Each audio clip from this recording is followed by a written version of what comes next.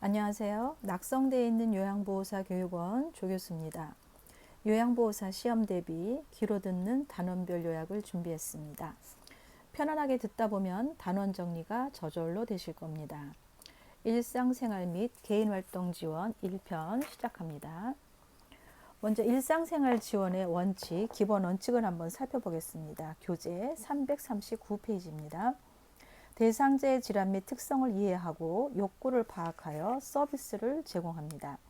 대상자의 생활 방식과 가치관을 존중하고 신뢰관계를 형성하며 대상자의 안전을 최우선으로 하고요. 대상자 스스로 할 수 있도록 유도하며 스스로 할 수 없는 것은 요양보호사가 제공합니다.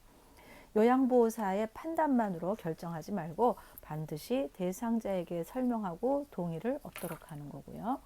만약에 인지 능력이 없다면 그때는 보호자에게 설명하고 또 동의를 얻습니다. 물품은 대상자의 동의를 얻어서 사용하고 함부로 옮기거나 버리지 않고요. 서비스 제공에 대해 상세하게 기록합니다.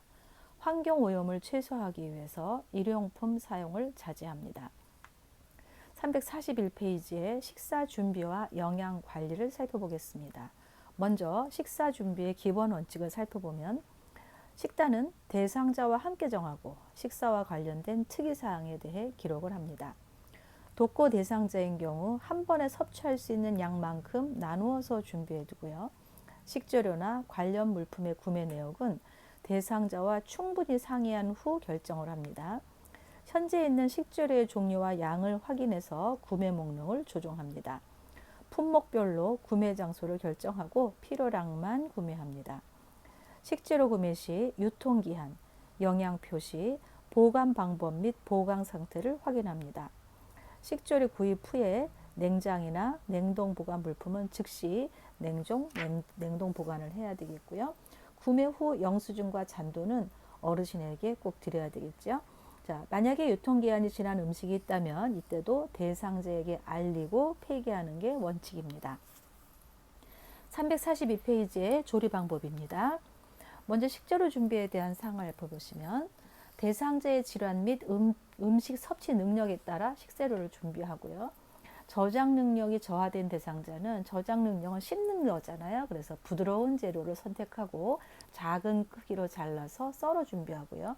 연화 능력, 다시 말하면 삼키는 능력이 저하된 대상자는 재료를 푹 끓이거나 다지거나 갈아서 삼키기 쉽게 마련해 줍니다. 한 번에 많이 먹지 못하는 경우에는 식사와 간식을 소량씩 나누어서 섭취하도록 준비합니다. 자, 조리 방법에는 볶기, 삶기, 튀기기, 무침, 찜, 굽기 이렇게 있는데 과거에는 조리 방법과 이 설명이 같이 이렇게 1대1 대응으로 해서 제대로 설명한 건 무엇이냐 이렇게 나온 적도 있고요. 어르신에게 적합한 건 무엇이냐, 적합하지 않은 건 무엇이냐 이렇게 나온 적이 있습니다. 먼저 볶기부터 살펴보겠습니다. 자, 볶기는 채소는 살짝 데쳐서 볶으면 기름이 적게 들고 색깔도 선명하게 유지가 되고요. 삶기는 채소는 삶으면 부드러워지고 육류는 오래 삶으면 부드러워지는데 생선은 오히려 오래 삶으면 질기고 딱딱해지죠. 삶기는 어르신들이 드시기에 편안하게 드실 수 있는 거겠죠. 자, 튀기기는 단시간에 조리할 수 있고 영양소의 파괴가 적은 장점은 있지만 노인분들은 지방질의 소화력이 낮기 때문에 기름기가 적은 조리 방법 선택하는 게 더 좋아서 튀기기는 권장하지 않습니다. 무침은 노인의 식욕을 돋우기 위해 식초나 소스로 무침을 하면 입맛을 찾는 데 도움이 되지만 식초를 너무 많이 쓰게 되면 또 치매 분비량이 많아져서 살에 걸림이 되죠. 자, 찜은 노인에게 자주 사용되는 조리 방법 중에 하나로 시간은 오래 걸리지만 담백하고 부드러운 맛을 느낄 수 있고 영양소 손실은 적습니다. 조리하는 방법은 센 불로 가열해서 약한 불로 가열하는 순서로 가게 하는 거죠. 자, 마지막으로 굽기입니다. 자, 굽기는 수용성 영양소의 손실이 적고 식품 고유의 맛을 살릴 수 있는데 오래 굽게 되면 수분이 모두 빠져나가서 딱딱하니까 적당히 구워야 되겠고요.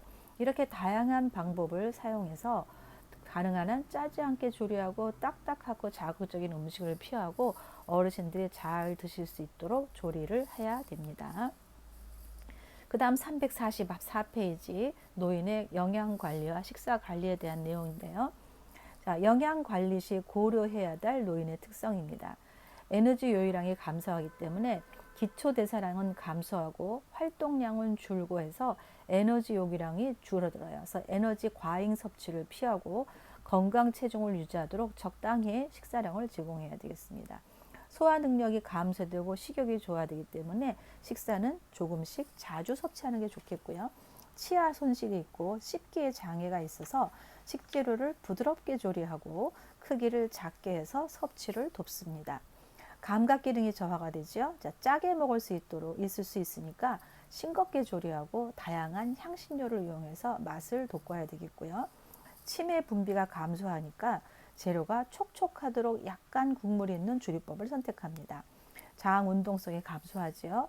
이에 따라서 식이섬유가 풍부한 잡곡이나 채소를 적당량 섭취하게 되는데, 자, 노인이 영양 불량이 되는 경우에는 70세 미만 노인이 체질량 지수가 20 미만일 때라든가 70세 이상은 22 미만이라면 영양 불량으로 평가를 합니다. 자, 346페이지에 영양관리 시 고려해야 될 영양소인데요. 열량은 과잉으로 섭취하지 않도록 하고 소화가 잘 되는 양질의 단백질 식품을 선택합니다. 예를 들어서 두부라든가 생선이라든가 지방을 제거한 육류, 우유 등은 좋은 단백질 식품이죠. 단순당은 많은 식품을 피하고 채소나 잡곡밥 등으로 복합당질을 이용하고요. 콜레스테롤이 적은 식품, 식이섬유, 식물성 기름 적당한 운동이 도움이 됩니다. 콜레스테롤이 많은 식품은 우리 잘 알지만 삼겹살, 갈비, 새우, 명란젓, 곱창, 달걀 노른자, 간 등이 있죠. 다양한 색의 식품, 컬러푸드라고 그러죠. 섭취를 해서 하루 5가지 이상 다양한 채소를 섭취를 합니다. 컬러푸드 5가지는 검은색, 초록색, 빨간색, 주황색, 하얀색 하는데 검은색의 대표적인 검은콩, 검은깨, 검은쌀, 다 검은지 있죠. 자, 주황색은 우리 다 알다시피 당근, 호박, 고구마, 감, 바나나 등이 있고요. 초록색은 우리 보통 채소로 하는 것들이죠. 시금치, 깻잎, 부추, 브로콜리 등이 있고 하얀 거는 마늘, 양파, 양배추, 도라지 등이 있습니다. 빨간 제품으로는 토마토, 딸기, 석류, 파프리카, 복분자 등 이런 것들을 다양하게 섭취하시면 가장 좋겠고요.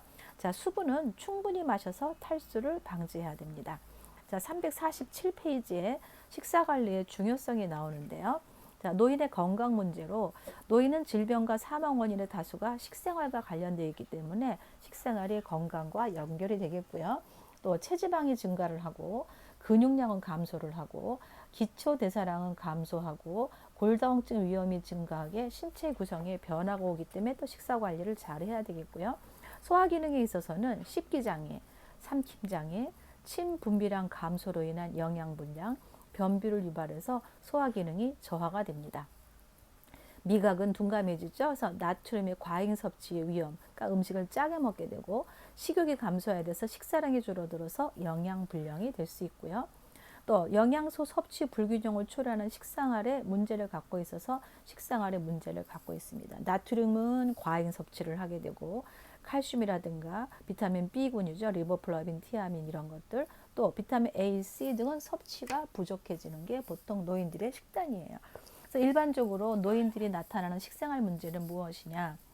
주로 밥과 김치 또는 한두 가지 반찬으로 식사를 하시고요.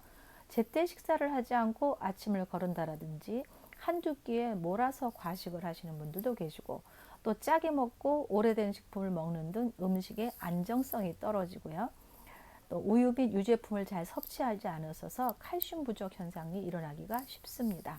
자, 349페이지의 식사관리의 기본 원칙입니다. 규칙적인 새끼 식사를 해야 되겠고 영양가 높고 조리하기 쉬운 식품, 신선한 제철 식재료를 사용하고 식사량이 부족하면 식사 사이에 간식을 제공합니다.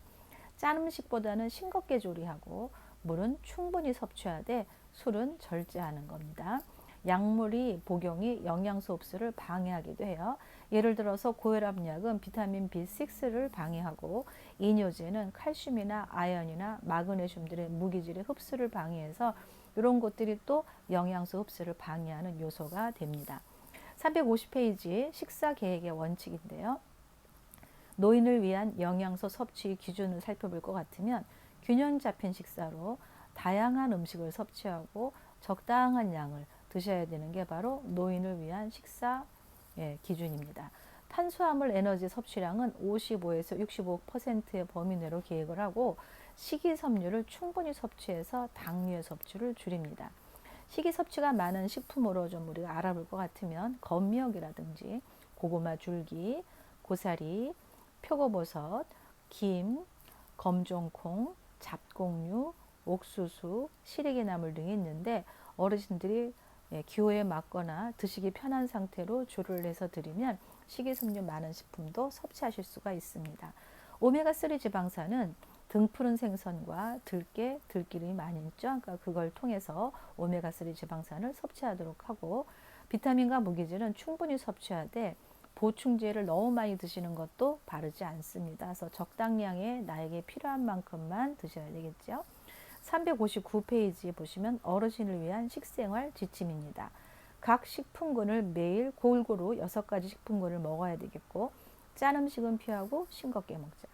식사는 규칙적이고 안전하게, 물은 많이 마시고 술은 적게, 활동량을 늘리고 건강한 체중을 갖기 위해서 매일 30분 이상 유산소 운동을 하고 일주일에 최소 2회 20분 이상 근력을 운동을 하는 게 바람직하겠습니다.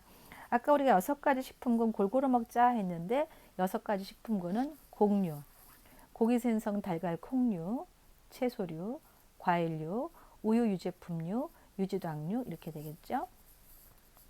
자, 이번엔 361페이지에 주요 질환별 식사 관리입니다. 먼저 당뇨병 대상자의 식사 관리를 살펴보겠습니다.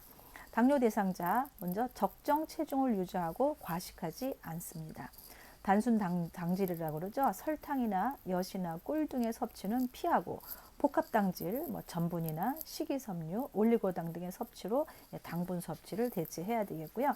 흰밥보다는 잡곡밥, 과일 주스보다는 생과일이나 생채소가 좋고 조리 시 설탕, 물엿, 케첩 등의 양념을 줄입니다.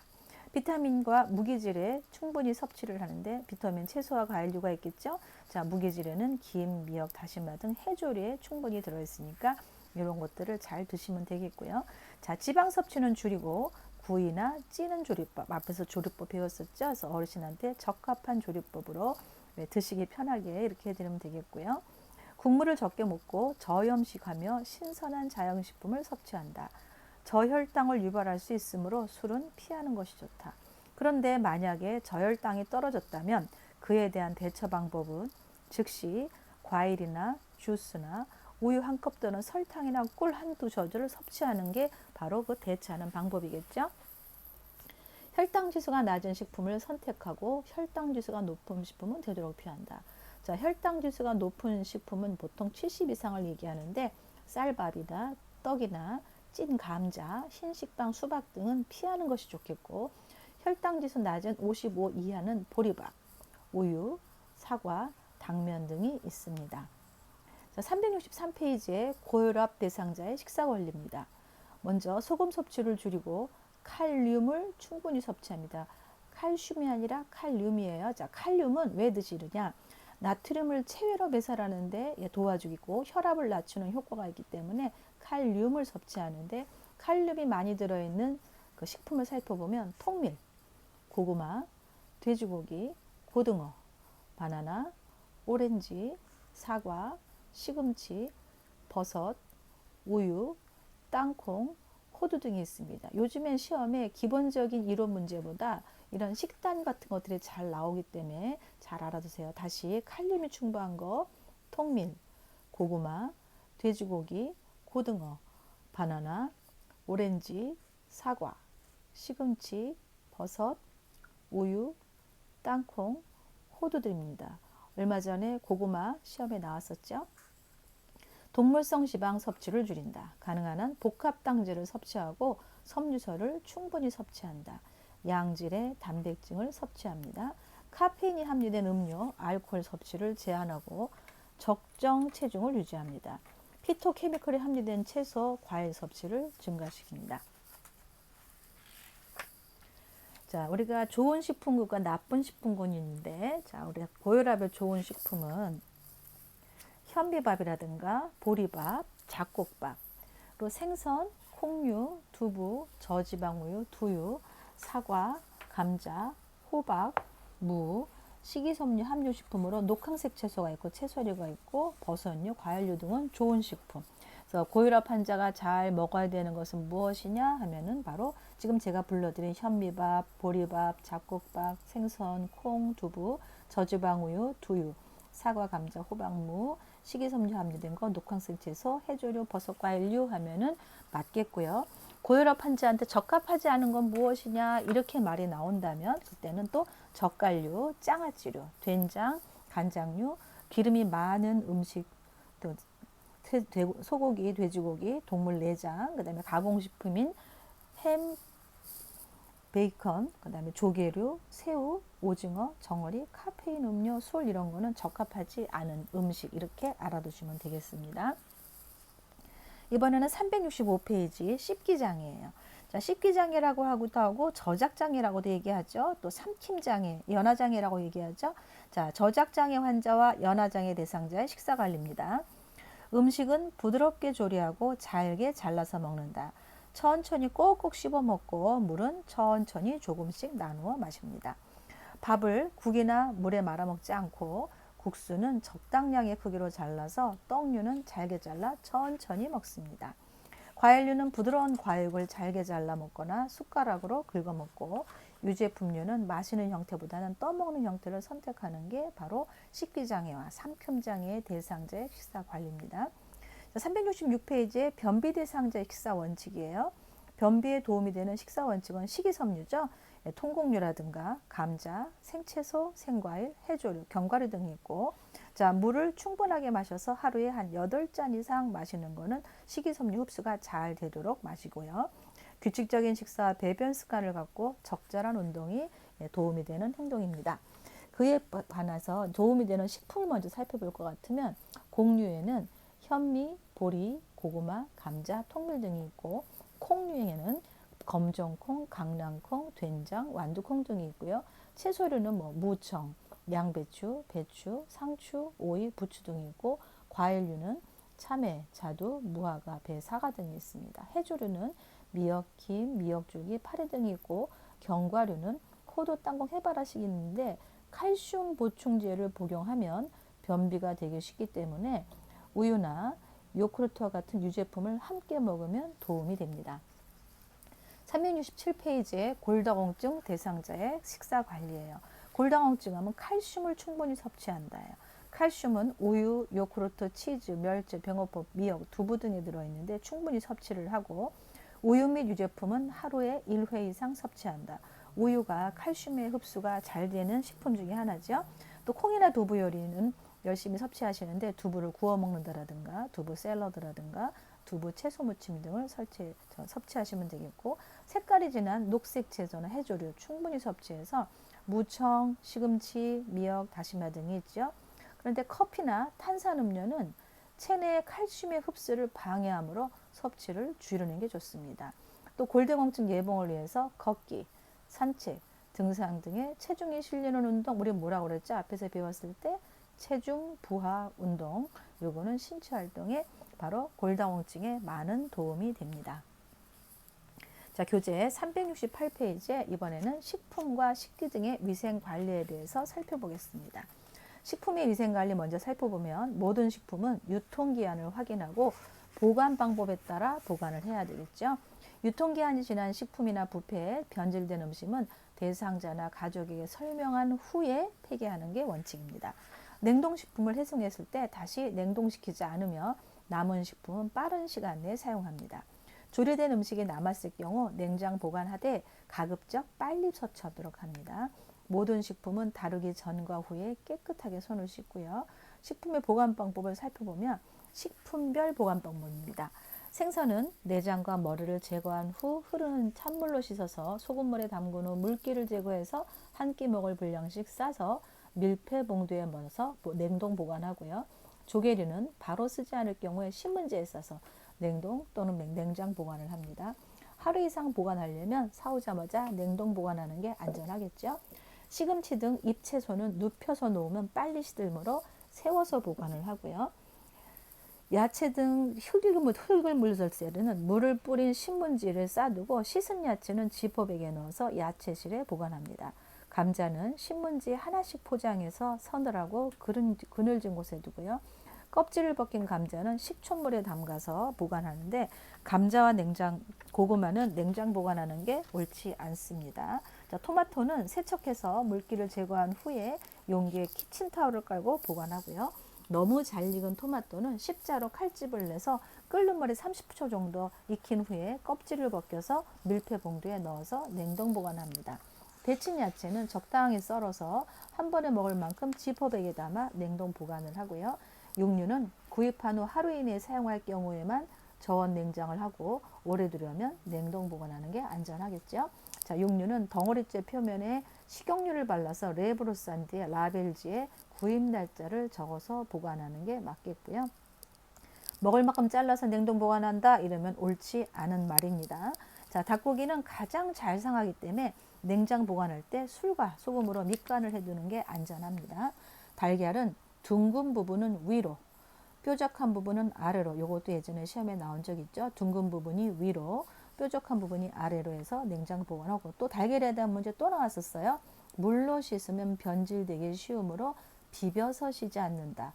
요것도 나왔어요. 비벼서 씻지 않고 둥근 부분이 위로, 뾰족한 부분이 아래로, 요거 알아두시면 되겠고요. 자, 두부, 달걀, 어묵, 우유 등은 항상 냉장 보관하고, 열대과일, 바나나, 파인애플, 메론, 오렌지 등은 실온에 보관하고 일반 과일은 냉장에 보관합니다. 수박은 적당한 크기로 잘라 밀폐 용기에 넣어 보관하는데 비닐을 사용한다면 2, 3중 포장을 해야 되겠고요. 포도는 오래 두고 먹으면 씻지 말고 신문지에 싸서 야채실에 보관하는 게 오래 먹는 방법이고요. 블루베리는 열흘 이내로 먹을 때는 냉장 보관하고 그 이상일 때는 물기를 제거한 후에 밀폐 동기에 담아 냉동 보관합니다. 복숭아는 차게 보관하면 단맛이 떨어지고 퍼석퍼석해지기 때문에 신문지나 종이에 싸서 바람이 잘 통하는 실내에 보관했다가 먹기 2-3시간 전에 냉장고에 넣어서 약간 차게 먹는 게 맛있게 먹는 방법입니다. 자, 식품의 보관 방법을 보시면 닭고기, 소고기, 돼지고기, 생선류, 어패류는 하루 이내 사용할 경우만 냉장 보관하고 그 이외에는 모두 냉동 보관하고, 자, 두부, 달걀, 어묵, 우유 등은 항상 냉동 보관하죠. 후숙과일이라고 있죠. 상온에 일정 기간이 경과한 뒤 먹으면 영양가도 좋아지고 더 맛있는 과일을 후숙과일이라는데 얼마 전에 이 후숙과일이 또 시험에 나왔었죠. 망고가 시험에 나왔었습니다. 자, 후숙과일 살펴보면 토마토, 복숭아, 무화과, 황금향, 바나나, 망고, 키위, 아보카도 등이 있습니다. 후숙과일 다시 한번 볼게요. 토마토, 복숭아, 무화과, 황금향, 바나나, 망고, 키위, 아보카도가 있습니다. 자, 실온 보관이 좋은 식품은 야채 중에서 양파, 파, 감자, 고구마, 마늘, 생강, 무, 토마토, 바질 등은 냉장 보관보다는 실온 보관이 낫고요. 자, 과일 중에서도 실온 보관, 토마토, 복숭아, 무화과, 황금향, 바나나, 망고, 키위, 아보카도 등 후숙 과일은 또 냉장 보관이 아니고 어떻게 실온 보관 이렇고요. 유제품 중에 마요네즈도 실온 보관이고 기타 빵이나 꿀이나 커피, 올리브유도 실온 보관이 좋습니다. 자, 371페이지에 냉장 보관입니다. 냉장 보관은 냉장실 온도를 5도씨 이하로 유지하고 식품은 0도에서 10도씨의 저온에서 보관을 하게 됩니다. 냉장고 문은 적게 열고 냉기의 순환을 방해하지 않도록 간격을 띄워서 음식을 보관하면 효과가 좋고요. 조리한 음식과 날 음식을 구분을 하고 밀폐 용기에 넣거나 포장해서 보관을 합니다. 자, 냉동 보관은 냉동실의 내부 온도는 15도씨 이하로 유지하지만 냉기의 순환을 방해하지 않도록 공간을 둡니다. 그러니까 마이너스 15도씨, 영하 15도죠. 냉동식품은 원래 포장 상태로 저장하는 것이 좋고 냉동을 필요로 하는 제품은 배달 즉시 냉동 보관하고 사용할 만큼씩만 꺼내서 사용을 합니다. 자, 372페이지에 안전한 식품 섭취를 위한 5가지 방법에서 첫 번째가 청결 유지가 나와요. 음식을 먹기 전, 조리하기 전, 외출 후, 화장실 다녀와서 등 손을 자주 씻습니다. 식품 조리에 사용하는 모든 기구 및 조리대 표면을 깨끗이 세척하고 소독을 합니다. 조리 장소와 식품을 곤충, 해충 및 기타 동물로부터 보호를 하고요. 익히지 않은 음식과 익힌 음식의 분리를 해야 됩니다. 익히지 않은 육류, 가금류, 해산물은 다른 식품과 꼭 분리를 해야 되겠고요. 음식 간의 접촉을 피하기 위해서 별도의 용기에 각각 담아서 보관을 합니다. 칼이나 도마 등의 조리기구는 가열식품과 비가열식품으로 구분해서 따로 사용을 하는데, 도마와 칼은 어류용, 육류용, 채소과일용으로 따로 구분하는데요. 만약에 도마와 칼이 한 개밖에 없다면 쓰는 순서입니다. 제일 먼저 채소과일, 그 다음에 육류, 그 다음에 생선, 그리고 마지막으로 닭고기순입니다. 요거 예전에 시험에 나왔었어요. 다시 한번, 도마와 칼이 하나밖에 없어요. 그럴 때 채소과일, 그 다음에 육류, 생선류, 닭고기순으로 사용합니다. 373페이지에 완전히 익히기가 나와요. 자, 죽이나 미음 같은 식품은 75도씨 이상 가열하고, 육류나 닭이나 오리, 계란, 해산물은 완전히 익힙니다. 육류나 가금류의 경우 육즙이 분홍색을 띠지 않고 맑게 될 때까지 가열을 합니다. 조리되었던 식품은 완전하게 다시 재가열을 합니다. 안전한 온도에서 보관을 하는데, 조리된 음식은 실온에서 2시간 이상 방치하지 않습니다. 조리한 음식은 먹기 직전까지 뜨거운 상태로 유지해서 60도씨 이상을 유지해야 되겠고요. 남은 음식은 부패하기 쉬운 식재료는 즉시 밀봉해서 냉장 보관 5도씨 이상의 보관을 해야 됩니다. 식품을 냉동 보관할 때 날짜를 표시하고 가능한 한 빨리 먹고요. 냉장실 보관 기간은 조리한 식품은 3 내지 5일, 육류는 2, 3일, 생선은 하루 이틀 이내에 드셔야 되겠고요. 냉동실이라면 여기 보관하는 건 만두, 떡, 육류, 생선 등도 6개월 이내에 드셔야 합니다. 한번 해동한 식품은 다시 해동하지 않습니다. 왜 그러느냐? 바로 세균 번식이 일어나기 때문에 그렇습니다. 자, 374페이지 안전한 물과 원재료 사용하기가 있는데요. 안전한 물과 신선하고 질 높은 식품을 선택해야 되고, 살균된 우유와 같은 안전하게 가공된 식품을 선택합니다. 과일이나 채소는 가열 조리 없이 그대로 먹을 경우에 잘 씻어 드셔야 되겠고, 채소나 과일은 물에 3분 정도 담근 후에 흐르는 물에 깨끗이 씻어야 되겠습니다. 유통기한이 지난 식품은 절대로 사용하지 않습니다. 375페이지 보시면 식중독 예방 방법이 나왔는데요. 한번 살펴보겠습니다.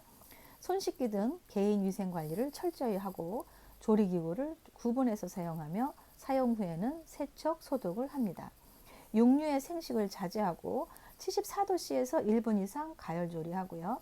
생육과 조리된 음식은 구분해서 보관합니다. 어피르는 수돗물로 잘 씻고요. 살균이 안 된 우유는 마시지 않습니다.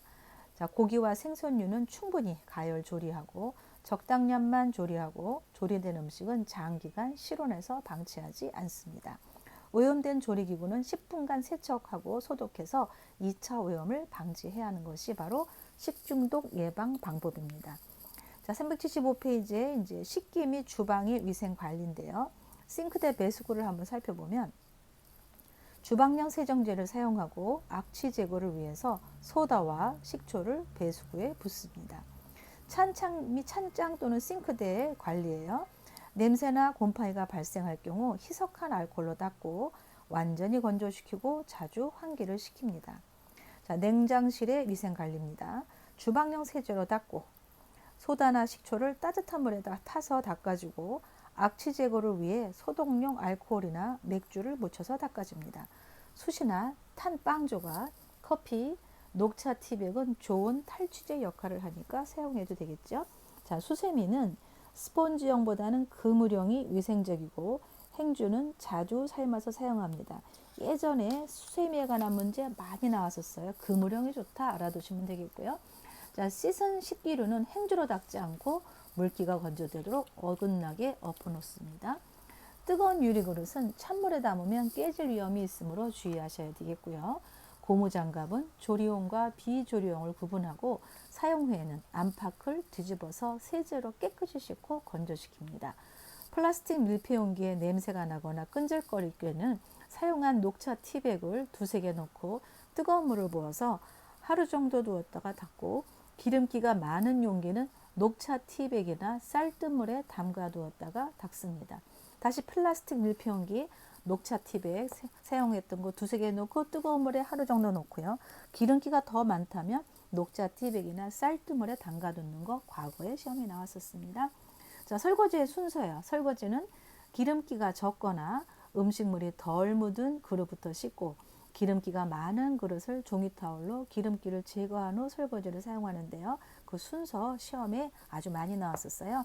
글로도 나오고 그림으로도 나오고, 자, 제가 한번 말씀드리겠습니다. 제일 먼저 유리컵, 수저류, 기름기가 적그릇 밥그릇, 국그릇, 반찬그릇, 기름들은 프라이팬. 다시 한번 제일 먼저 유리컵, 수저류, 기름기가 적은 밥그릇, 국그릇, 반찬그릇, 기름들은 프라이팬입니다. 여기까지 일상생활 및 개인활동 지원의 1편 단원 정리였습니다. 감사합니다.